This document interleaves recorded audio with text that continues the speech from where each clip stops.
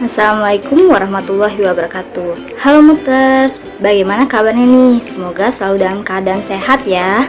Di tengah pandemi ini, kita harus selalu mengikuti protokol kesehatan dan wajib mengenakan masker saat keluar rumah. Sebelumnya, perkenalkan nama saya Alicia Muslimah. Pada video kali ini, saya akan membahas materi mengenai hukum acara peradilan tata usaha negara. Langsung aja yuk Muters, kita membahas mengenai hukum acara peradilan tata usaha negara. Yang pertama, kita akan membahas mengenai pengertian hukum acara peradilan tata usaha negara. Menurut pasal 4 Undang-Undang Peradilan Tata Usaha Negara mengatur bahwa peradilan tata usaha negara merupakan salah satu pelaku kekuasaan kehakiman bagi rakyat pencari keadilan terhadap sengketa tata usaha negara. Nah, sengketa tata usaha negara berdasarkan pasal 1 angka 10 Undang-Undang Peradilan Tata Usaha Negara adalah sengketa yang timbul dalam bidang tata usaha negara antara orang atau badan hukum perdata dengan badan atau pejabat tata usaha negara baik di tingkat pusat maupun di daerah sebagai akibat dikeluarkannya keputusan tata usaha negara termasuk sengketa kepegawaian berdasarkan peraturan perundang-undangan yang berlaku. Jadi, berdasarkan dua pengertian tersebut, dapat disimpulkan bahwa hukum acara peradilan tata usaha negara adalah hukum yang mengatur tentang cara penyelesaian sengketa tata usaha negara antara orang atau badan hukum perdata dengan badan atau pejabat tata usaha negara akibat dikeluarkannya keputusan tata usaha negara termasuk sengketa kepegawaian berdasarkan peraturan perundang-undangan yang berlaku. Selanjutnya, apa sih sumber hukum dari hukum acara peradilan tata usaha negara?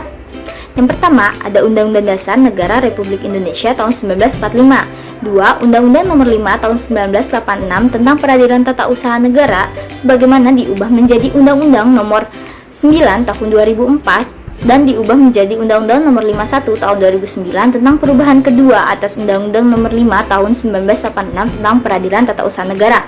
3. Undang-Undang Nomor 48 tahun 2009 tentang Kekuasaan Kehakiman. 4. Undang-Undang Nomor 3 tahun 2009 tentang Mahkamah Agung. 5. Jurisprudensi atau putusan hakim terdahulu. 6. Praktek administrasi negara sebagai hukum kebiasaan. Dan yang ketujuh, ada doktrin atau pendapat para ahli. Selanjutnya, kita akan membahas mengenai subjek dan objek dari sengketa tata usaha negara. Yang pertama, kita akan membahas subjek dari sengketa tata usaha negara dulu ya Muters. Subjeknya yaitu 1. Penggugat. Yang dapat menjadi pihak menggugat dalam perkara atau sengketa tata usaha negara adalah seseorang atau badan hukum perdata yang merasa kepentingannya dirugikan dengan dikeluarkannya keputusan tata usaha negara oleh badan atau pejabat tata usaha negara baik di pusat maupun di daerah. 2. Tergugat. Dalam pasal 1 angka 12 Undang-Undang Peradilan Tata Usaha Negara menyebutkan bahwa pihak tergugat adalah badan atau pejabat tata usaha negara yang mengeluarkan keputusan berdasarkan wewenang yang ada padanya atau yang dilimpahkan kepadanya. 3. Intervenien. Dalam pasal 83 Undang-Undang Peradilan Tata Usaha Negara diatur tentang intervensi atau masuknya pihak ketiga dalam proses perkara yang sedang berlangsung, yaitu selama pemeriksaan berjalan, setiap orang yang berkepentingan dalam sengketa pihak lainnya yang sedang diperiksa oleh pengadilan, baik atas prakarsa sendiri mengajukan permohonan atau atas prakarsa hakim, dapat masuk dalam sengketa tata usaha negara dan bertindak sebagai A. Pihak yang membela sengketa haknya, dan B. Peserta yang bergabung dengan salah satu pihak yang bersengketa. Kemudian, objek dari sengketa tata usaha negara ini ada 1. Keputusan tata usaha negara.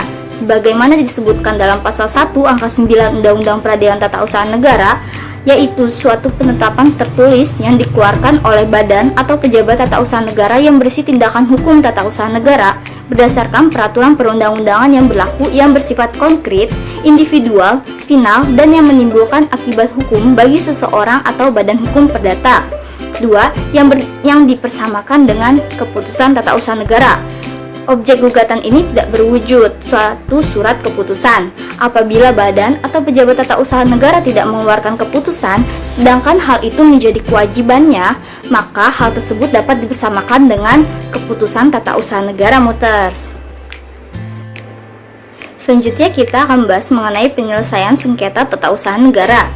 Dalam upaya penyelesaian sengketa tata usaha negara ini dapat diselesaikan melalui dua cara. Yang pertama melalui upaya administratif dan yang kedua melalui gugatan ke pengadilan tata usaha negara.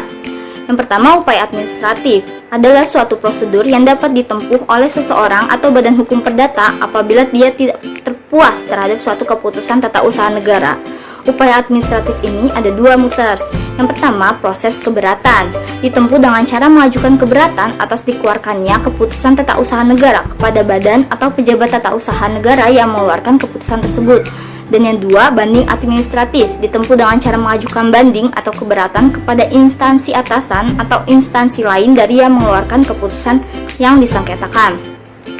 Upaya administratif ini bersifat wajib, Muters. Artinya apabila sebuah keputusan tata usaha negara di dalamnya terdapat ketentuan mengenai upaya administratif, maka upaya administratif ini harus dilakukan terlebih dahulu, baru setelah itu dilakukan gugatan ke pengadilan tata usaha negara.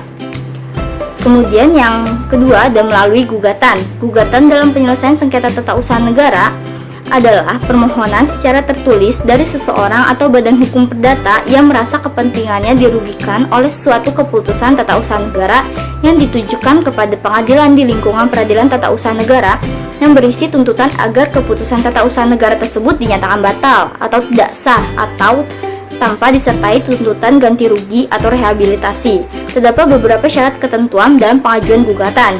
Yang pertama, syarat-syarat gugatan. Gugatan harus memuat nama, kewarganegaraan, tempat tinggal, dan pekerjaan penggugat atau kuasanya. Kemudian nama jabatan dan tempat tinggal tergugat, dan dasar-dasar gugatan dan hal yang diminta untuk diputuskan oleh pengadilan. Kemudian apabila gugatan dibuat dan ditandatangani oleh seorang kuasa penggugat, maka gugatan tersebut harus disertai dengan surat kuasa yang sah. Kemudian gugatan sedapat mungkin juga disertai dengan keputusan tata usaha negara yang disengketakan oleh penggugat. Kemudian ada tenggang waktu untuk mengajukan gugatan. Dalam hukum acara peradilan tata usaha negara, tenggang waktu untuk mengajukan gugatan adalah 90 hari terhitung sejak dikeluarkannya atau diterimanya keputusan tata usaha negara tersebut. Dan yang tiga ada tempat mengajukan gugatan. Sesuai dengan ketentuan pasal 54 Undang-Undang Peradilan Tata Usaha Negara, yaitu A. Diajukan kepada pengadilan yang berwenang yang daerah hukumnya meliputi kedudukan tergugat. B. Apabila tergugat lebih dari satu badan atau pejabat tata usaha negara dan tidak dalam satu daerah hukum pengadilan, maka gugatan diajukan kepada pengadilan yang daerah hukumnya meliputi kedudukan salah satu badan atau pejabat tata usaha negara. C. Dalam hal tempat kedudukan tergugat tidak berada dalam daerah hukum pengadilan tempat kediaman penggugat, maka gugatan dapat diajukan ke pengadilan yang daerah hukumnya meliputi tempat kediaman penggugat, selanjutnya diteruskan kepada pengadilan yang bersangkutan. D. Dalam hal-hal tertentu sesuai dengan sifat sengketa tata usaha negara yang bersangkutan yang diatur dengan peraturan pemerintah, gugatan dapat diajukan kepada pengadilan yang berwenang yang daerah hukumnya meliputi tempat kediaman penggugat. E. Apabila penggugat dan tergugat berkedudukan atau berada di luar negeri, maka gugatan diajukan kepada pengadilan di Jakarta. F. Apabila tergugat berkedudukan di dalam negeri dan penggugat di luar negeri, maka gugatan diajukan kepada pengadilan di tempat kedudukan tergugat. Baik, mungkin cukup sekian pembahasan mengenai hukum acara peradilan tata usaha negara. Terima kasih. Wassalamualaikum warahmatullahi wabarakatuh. Sampai jumpa lagi, Muters.